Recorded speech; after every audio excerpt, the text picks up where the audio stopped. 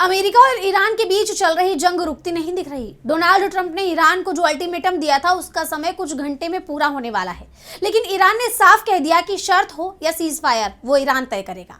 America को Iran के सामने सरेंडर करना होगा। इस बीच ईरान में फंसे अपने पायलट को बचाने का दावा जरूर अमेरिका ने कर दिया, लेकिन इस दावे पर ईरान ने सवाल खड़े कर दिए हैं। देखिए ये रिपोर्ट। 3 अप्रैल को ईरान ने अमेरिका के F-15E विमान को मार गिराया था। इसके दोनों ही पायलट विमान से कूदने में कामयाब हो गए थे, जिसमें से एक को अमेरिका ने तुरंत ही रेस्क्यू भी कर लिया, लेकिन दूसरा ईरान में फंस गया था, जिसे अब अमेरिका निकालने में कामयाब हो गया है, जिसे लेकर अमेरिका के राष्ट्रपति डोनाल्ड ट्रंप ने दावा किया है कि उसे भी बचा लिया गया है। लेकिन इस अभियान में अमेरिका को करारी चोट लगी है।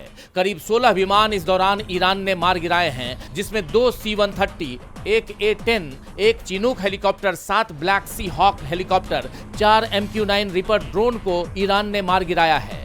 इसके साथ ही इस्लामिक रिवोल्यूशनरी गार्ड कोर यानी IRGC का यह भी दावा है कि अमेरिकी सेना की तरफ से पायलट को बचाने के अभियान के दौरान अमेरिकी कमांडो और IRGC गार्ड के बीच जमकर गोलीबारी हुई और इस गोलीबारी में अमेरिका के कम से कम 4 सैनिकों की जान चली गई, जबकि 1 दर्जन से भी ज्यादा सैनिक घायल हुए हैं। अमेरिकी पायलट के रेस्क्यू मिशन पर ईरानी संसद के स्पीकर मोहम्मद बागेर गालिबाफ ने भी तीखा हमला बोला है। उन्होंने सोशल मीडिया पर तंज कसते हुए लिखा कि अगर अमेरिका को ऐसी 3 और जीत मिली तो वो पूरी तरह बर्बाद हो जाएगा। इधर ईरान ने अमेरिका के 2 C-130 एयरक्राफ्ट समेत 2 ब्लैक सी हॉक हेलीकॉप्टर को मार गिराया है। इसकी तस्वीरें और वीडियो भी ईरान की तरफ से जारी कर दी गई हैं।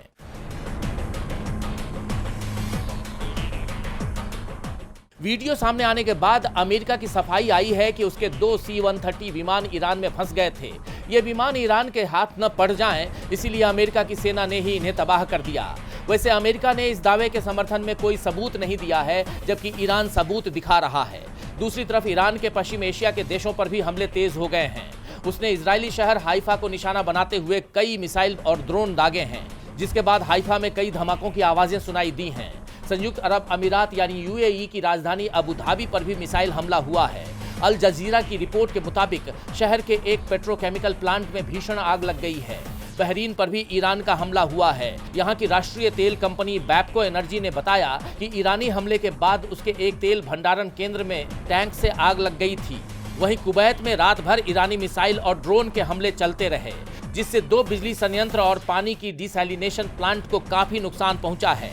इसके अलावा कुवैत पेट्रोलियम कॉर्पोरेशन ने जानकारी दी कि ड्रोन हमले के बाद शुवैख ऑयल सेक्टर कॉम्प्लेक्स में आग लग गई। ईरान के ताबड़तोड़ हमले से बौखलाए डोनाल्ड ट्रंप ने चेतावनी दी है कि अगर ईरान ने हॉर्मुज स्ट्रेट को 48 घंटे में नहीं खोला तो ईरान पर बड़ा हमला करेंगे, जिस पर ईरान ने तुरंत पलटवार किया है। खातम अल अनबिया के प्रवक्ता इब्राहिम जुल्फागारी ने अमेरिकी राष्ट्रपति डोनाल्ड ट्रंप पर तंज कसते हुए कहा कि ईरान को हराने का सपना अब एक दलदल बन चुका है, जिसमें अमेरिका और इजराइल फंसते जा रहे हैं।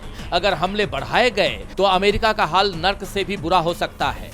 मतलब साफ है कि ईरान झुकने को तैयार नहीं है और वहीं अमेरिका जंग से निकलने के बहाने तलाश रहा है। DB लाइव की रिपोर्ट।